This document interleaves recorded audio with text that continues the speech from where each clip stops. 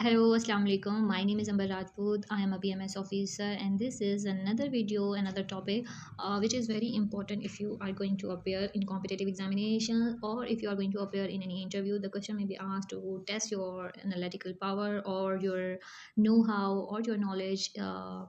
In current affairs or international politics going around the world. The topic is Indo-Pacific and Quad implications for the region. The topic is one, but it is covering three important topics. The one is Indo-Pacific, which is very important in terms of strategic relationship, in strategic matters, and the Quad, which is a group of countries and implication for the region. Here we will discuss कि कौन से reason की बात कर रहे हैं और किस किस के ऊपर ये इम्प्लीकेशन होने वाली हैं और उसकी इम्पोर्टेंस है एक्चुअली क्या। हमेशा मेथड ये होता है कि जब भी कोई क्वेश्चन आपके पास आता है आपने उसकी फर्स्ट आउटलाइन ड्रॉ करनी है और आउटलाइन ड्रॉ करने के बाद आपने उस क्वेश्चन को अटैम्प्ट करना है। एग्जामिनर आपके आउटलाइन से ही जज कर लेता है कि आपका कितना परसेंट कॉन्सेप्ट टॉपिक का क्लियर है या नहीं है।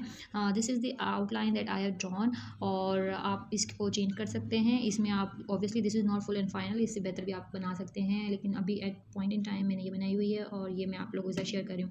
फर्स्ट इज़ इंट्रोडक्शन, जो कि हमेशा ही होता है। Second is fulcrum of geopolitics, transatlantic to transpacific, कि जियो पॉलिटिक्स का फलक्रम किस तरीके से चेंज हो रहा है और ट्रांस अटलांटिक से हम यानी कि वर्ल्ड ट्रांस पैसिफिक की तरफ किस तरीके से मूव हुई है और क्या क्या रीज़न है उसके। Global strategic shift from Asia Pacific to Indo Pacific, again यहाँ पे थोड़ा सा और स्पेसिफिक कर दिया गया है, हमने आउटलाइन में स्पेसिफिक करके बताया है कि अब इसमें एशिया पैसिफिक से मज़ीद इंडो पैसिफिक की तरफ मूव हुआ जा रहा है, जो ग्लोबल शिफ्ट है।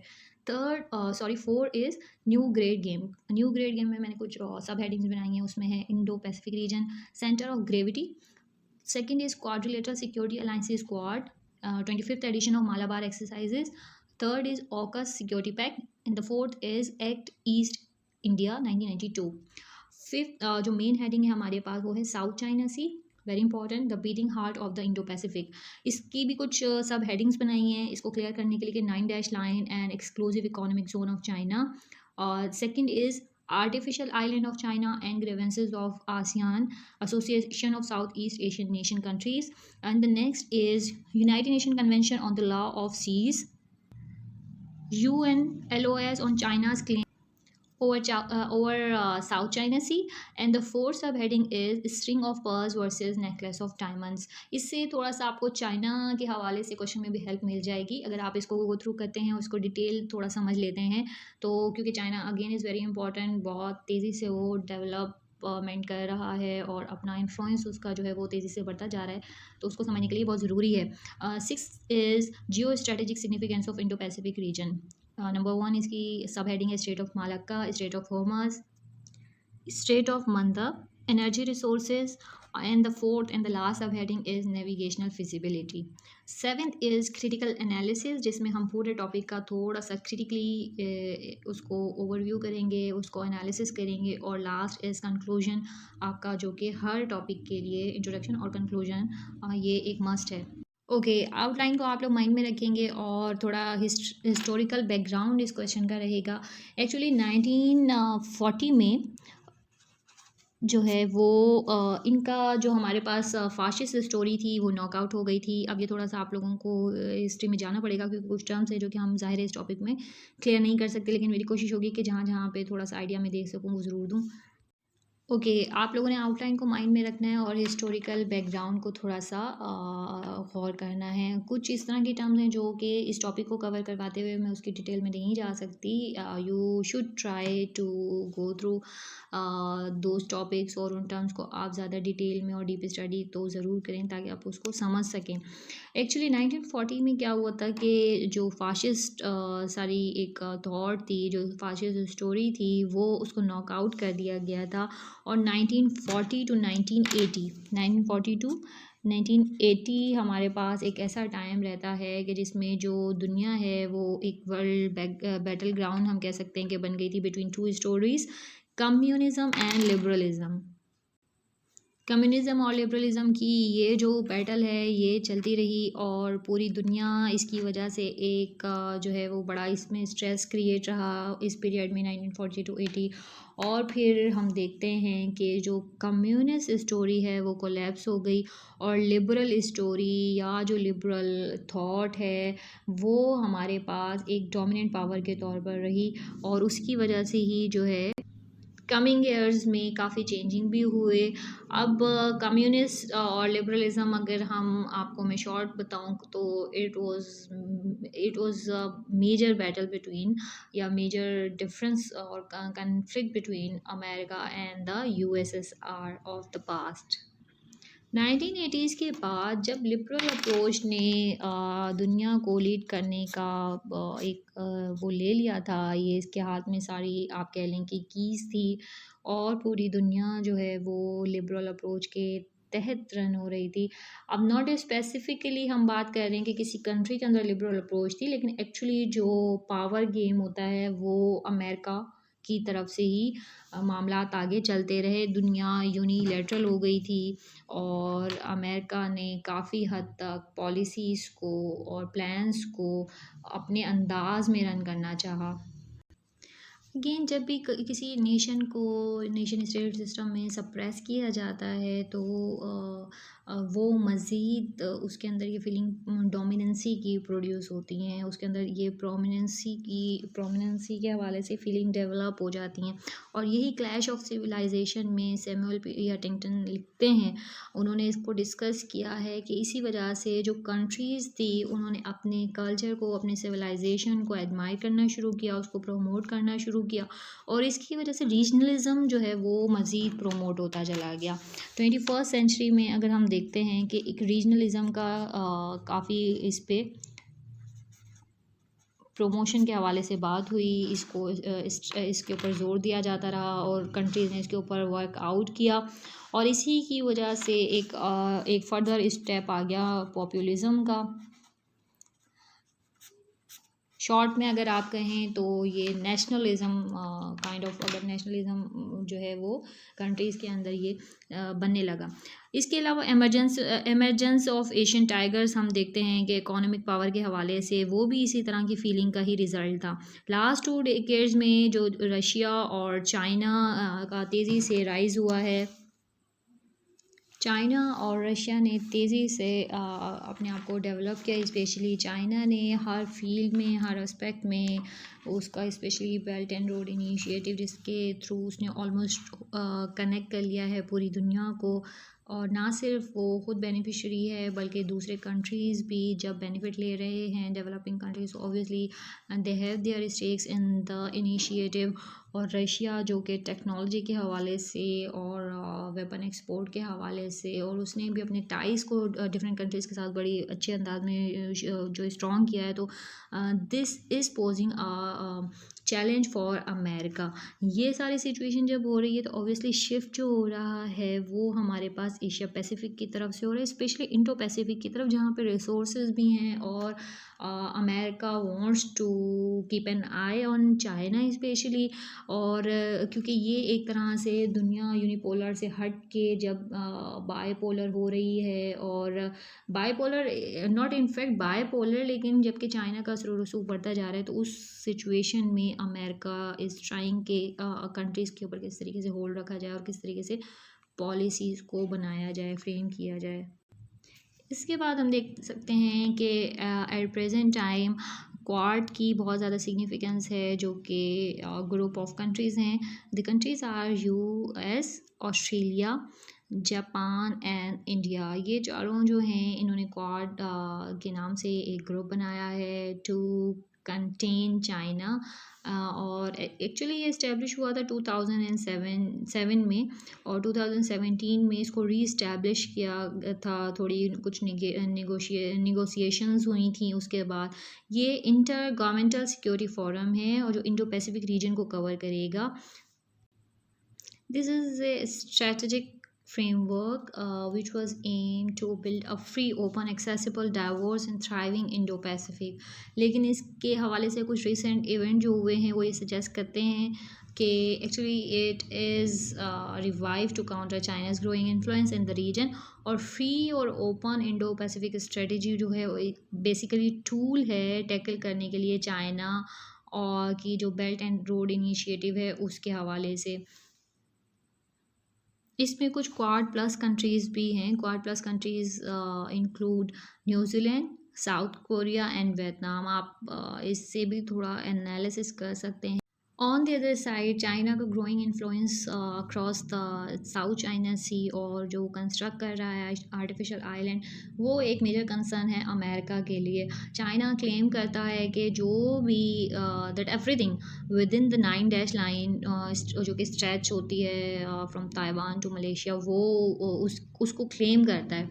इसके हवाले से 2016 में international tribunal at the Hague जो है उसने एक रूलिंग भी दी थी, लेकिन उसको चाइना ने एक्सेप्ट नहीं किया और रिजेक्ट कर दिया। और चाइना की एट प्रेजेंट पॉलिसी है, स्ट्रेटजी है कि to have assets in both Pacific Ocean and the Indian Ocean, and most importantly South China Sea is the link between the two. और आप देख सकते हैं कि ये East China Sea, China, India, Pakistan और Bay of Bengal, Arabian Sea, South China Sea and here we can see Indian Ocean. दूसरी जानिब एक इम्पॉर्टेंट आप कह लें ग्रुप ऑफ कंट्रीज़ ओका, जो कि हमने पिछली वीडियो में भी इसको डिस्कस किया था। 15 सितंबर 2021 को इसकी फॉर्मेशन हुई है और it is a military alliance. Purpose इसका कलेक्टिव सिक्योरिटी है, कॉपरेशन एरियाज़ भी आप लोग देख सकते हैं कि साइबर कैपेबिलिटी है, आर्टिफिशियल इंटेलिजेंस है, क्वांटम टेक्नोलॉजी है, अंडर सी कैपेबिलिटीज़ हैं। Region that it is going to cover is Indo Pacific. Membership या मेंबर कंट्रीज़ जो हैं वो ऑस्ट्रेलिया, यूनाइटेड स्टेट और यूनाइटेड किंगडम है। लेकिन important point of this military alliance is that under this pact, USA and UK will help Australia to acquire nuclear powered submarine, जो कि again is a step to counter China। This is important to note कि 1991 में जब cold war era ख़त्म हुआ और USSR जो है वो टूट गया काफ़ी स्मॉलर स्टेट्स में, तो काफ़ी कंट्रीज़ की, स्पेशली एशियन कंट्रीज़ की जो स्ट्रेटजिक पॉलिसीज़ हैं या इकोनॉमिक पॉलिसीज़ हैं, उसमें एक बड़ा आप we can say major shift देखने में आया। इसी टाइम पे India was of obviously no exception. और क्योंकि उस टाइम पे साउथ एशिया जो है वो इतना ज़्यादा ऑफ़र नहीं करता था अपॉर्चुनिटीज़ किसी भी कंट्रीज़ के लिए कि वो वहाँ पे किसी भी हवाले से, टाइज़ के हवाले से या डेवलपमेंट प्रोजेक्ट के हवाले से अप्रोच करे, तो उस टाइम पे इंडिया ने साउथ ईस्ट और ईस्ट एशिया को फोकस किया। और इधर इन्होंने जो है काफ़ी इंडिया ने इन्वेस्टमेंट स्टार्ट की। और इसी टाइम पे चाइना जो है वो मेजर प्लेयर के तौर पे सामने आना स्टार्ट हुआ और इंडो पैसिफिक रीजन पे उसने काम करना शुरू कर दिया। जापान जो है second biggest country of the world at that time, उसके ऑलरेडी अच्छे रिलेशनशिप थे, फुटप्रिंट्स थे आसियान कंट्रीज़ के साथ, आसियान रीजन में। और ऐसे टाइम पे जब इंडिया ने ये ऑब्ज़र्व किया, रियलाइज़ किया कि आसियान और ईस्ट एशिया जो है वो बहुत ज़्यादा प्रॉस्पेक्ट दे रहे हैं और फ्यूचर के हवाले से ग्रोथ में अगर हम देखते हैं तो बहुत अच्छे इस पे फ्यूचर डिपेंड कर सकता है, तो इंडिया ने उस वक्त एक पॉलिसी लॉन्च की थी, look east policy.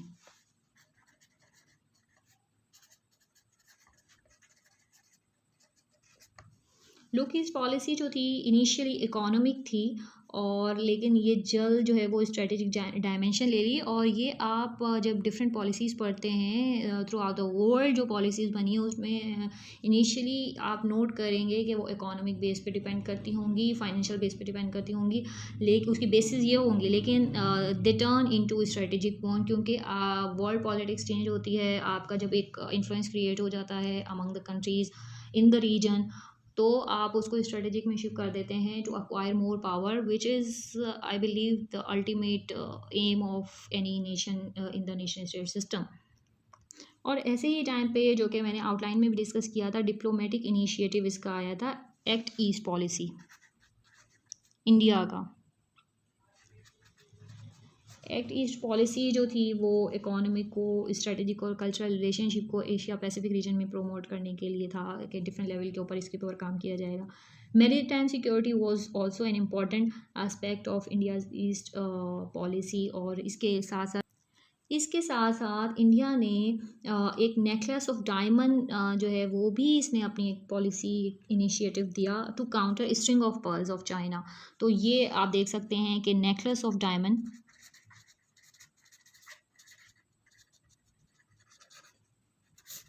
India versus हम देखते हैं कि string of pearls. This is of China. यहाँ पे एक सर वॉल्टर रैले की एक कोट मुझे याद आ रही है कि for whosoever commands the sea commands the trade, whosoever commands the trade of the world commands the riches of the world and consequently the world itself. Obviously यानी कि कहना ये चाह रहे हैं, मैं थोड़ा सा एक्सप्लेन कर दूं कि जो भी पानियों पे कंट्रोल करता है, सी पे कंट्रोल करता है, वो एक्चुअली ट्रेड के ऊपर, तिजारत के ऊपर कंट्रोल कर रहा होता है। और जो भी ट्रेड को कंट्रोल करेगा वो दुनिया के असासों के ऊपर कंट्रोल करेगा, और जो भी असासों पे कंट्रोल करेगा वो इट्स दुनिया के ऊपर कंट्रोल करेगा। ये इसी तरीके से है, ज़ाहिर है जब भी कोई कंट्री है उसकी इंटरनल पॉलिटिक्स जो हैं वो भी फाइनेंस की वजह से, फाइनेंशियली स्ट्रांग होने की वजह से डिस्टर्ब होती हैं। उसकी जो एक्सटर्नल पॉलिटिक्स हैं यानी फॉरेन पॉलिसी है वो भी फाइनेंशियली वीक होने की वजह से डिस्टर्ब होती हैं। दूसरे कंट्रीज़ के साथ जो उसके बायलैटरल रिलेशनशिप हैं या उसके किसी और कंट्रीज़ के साथ मल्टीलैटरल रिलेशनशिप हैं और वो डिस्टर्ब हो जाते हैं। जो वर्ल्ड पावर्स हैं उनके साथ वो ओपनली बात नहीं कर सकते, उनके साथ अपने टर्म्स एंड कंडीशन नहीं रख सकते। डोनर्स के पास उनको मूव करना पड़ता है, और जब डोनर्स उनको टर्म्स एंड कंडीशन देते हैं उनके ऊपर उनको फॉलो करना पड़ता है। उनकी इंटरनल पॉलिटिक्स ना सिर्फ डिस्टर्ब होती है बल्कि वो डेवलपमेंट का जो एक फेज़ है, जो एक प्रोसेस है, वो उनके लिए बड़ा ही टफ हो जाता है। So this quotation is very important in terms of understanding the whole situation going around the world and going around especially in Indo-Pacific region और Trans-Pacific region। इसमें एक इम्पॉर्टेंट बात ये भी है कि शिप्स के थ्रू जो ट्रांसपोर्ट अभी हो रही है, इंटरनेशनल ट्रेड जो है उसका 90% शिप्स के थ्रू ट्रांसपोर्ट हो रही है, और ये 2025 में डबल हो जाएगी। For example if it is 30 today, in 2025 it would be 60। तो इस वजह से भी यहाँ पे हमारे पास सीज़ की, रिवर्स की और इस तरह के जो पैसेज हैं उनकी बहुत ज़्यादा इम्पोर्टेंस है। Now you can see I have explained the string of pearls and necklace of diamonds in a tabulated form. You can also make this table in your question in the paper। जहाँ पे string of pearls का इन्होंने बताया है, obviously इन्होंने यानी मैंने बताया है कि श्रीलंका, मालदीव, बांग्लादेश, पाकिस्तान एंड सोमालिया इसके कुछ कंट्रीज़ हैं जहाँ चाइना एक मैरीटाइम बेसिस क्रिएट कर रहा है with the name string of pearls to improve the influence and military network. एक नेटवर्क क्रिएट किया जा रहा है कुछ कंट्रीज़ के गिर्द, ताकि अपने टाइज भी एक तरह से स्ट्रांग हो जाएं और इन्फ्लुएंस भी क्रिएट हो जाए।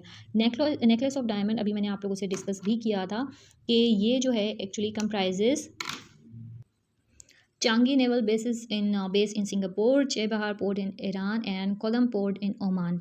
अब अगर हम आते हैं स्ट्रिंग ऑफ पर्ल्स पे, जब भी आप किसी भी दो मैटर के हवाले से, किसी भी दो चीज़ के हवाले से डिफरेंस बताते हैं तो हमेशा आउटलाइन ड्रॉ करके आप बताएंगे। China has invested $60 billion in Africa under its strategy. इस स्ट्रेटजी को, इस अप्रोच को स्ट्रेंथन करने के लिए चाइना ने अफ्रीका में $60 बिलियन की इन्वेस्टमेंट की है। और जबकि नेकलेस ऑफ डायमंड के हवाले से India's largest investment amount $8 billion Chabahar port पे इसी अप्रोच को लेते हुए, जो कि आप पास्ट डेज़ में, पास्ट मंथ में देखते हैं कि चेबहार के हवाले से इंडिया की हैवी इन्वेस्टमेंट जा रही है, वो इसी अप्रोच को लेते हुए है। Next is China's allies are likely to be stronger than India's.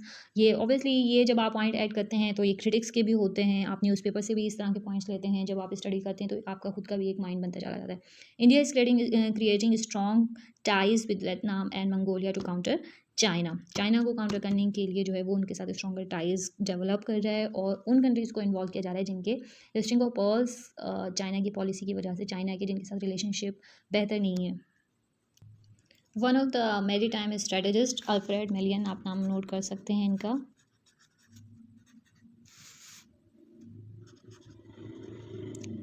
He has remarkably said that whoever controls the Indian Ocean dominates Asia. The ocean is a key to the seven seas in the 21st century and the destiny of the world will be decided in these waters। यानी कि इन सी के ऊपर, जो Indian ocean के ऊपर जो भी अगर कंट्रोल करता है तो वो सेवन सीज के ऊपर कंट्रोल करता है, और फ्यूचर उसके ऊपर डिपेंड होने वाला है। इंडियन ओशन की इम्पोर्टेंस को थोड़ा यहाँ पे समझना ज़रूरी है।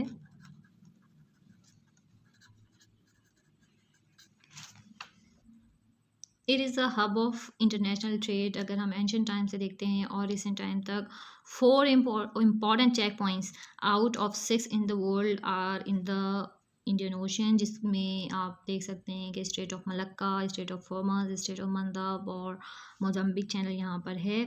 इसके अलावा आप ये देखते हैं कि पास्ट और प्रेजेंट में भी कंट्रीज़ जो हैं वो इस रीजन को डोमिनेट करने के लिए अपने अपने तौर पर डिफरेंट पॉलिसीज़ देते रहे हैं, whether it is France, Prussia और UK in the medieval ages, या आप देखते हैं USA and USSR cold war era में, या फिर आप देखते हैं US, India and China in the post cold war era. ये 3 एरा आप लोगों को पता होने चाहिए। तो medieval edges,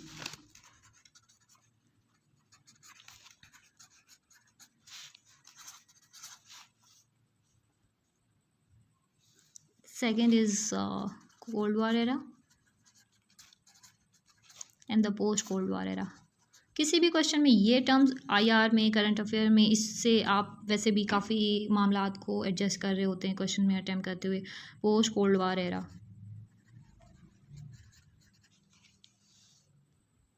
actually Indian ocean जो है वो जियो स्ट्रेटेजिक पाइवोट है चाइना का इकोनॉमिक और पॉलिटिकल राइज जो है उसमें अगर हम देखते हैं, जबकि चाइना के जो एक्सपोर्ट हैं वो अपनी गुड्स ट्रांसपोर्ट जो कर रहा होता है या जो ट्रेडिंग उसकी होती है with different countries through the Indian Ocean to the Persian Gulf, Africa और यूरोप, वो इसी चैनल के थ्रू हो रही होती है।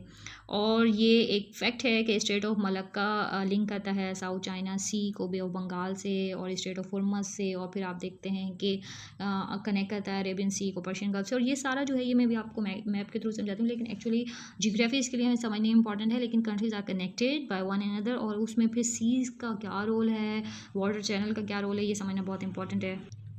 Here we go. This is a map that I have drawn to let you guys understand the matter in a better way.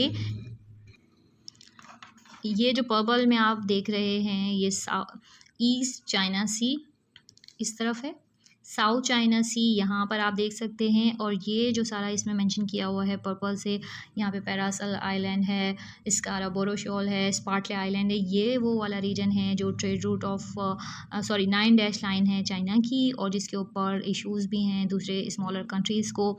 ये जो आप लाइट पिंक कलर से सारा देख रहे हैं ये वो सारा रूट है जो कि ट्रेड रूट है चाइना का। यहाँ से आप देख सकते हैं कि स्ट्रेट ऑफ मलक्का ये यहाँ से होते हुए अगेन स्ट्रेट ऑफ मंदब, और ये देखिए स्ट्रेट ऑफ हॉर्मज़ यहाँ पर्शियन गल्फ से होते हुए यहाँ से अरेबियन सी से ये वाला रास्ता यहाँ से ये रूट आ जाता है। एक चीज़ इंपॉर्टेंट समझने की ये है कि चाइना को क्या ज़रूरत है कि वो इन कंट्रीज़ को अप्रोच करता है या यहाँ पे वो ट्रेड कर रहा है। एक्चुअली इम्पॉर्टेंट ये नहीं है कि उन कंट्रीज़ को अप्रोच करना, एक्चुअली चाइना की पॉपुलेशन बहुत ज़्यादा हैवी है, और ग्रोथ के हवाले से उसको काफ़ी मैटर्स होते हैं, और ऑयल एक्स उसको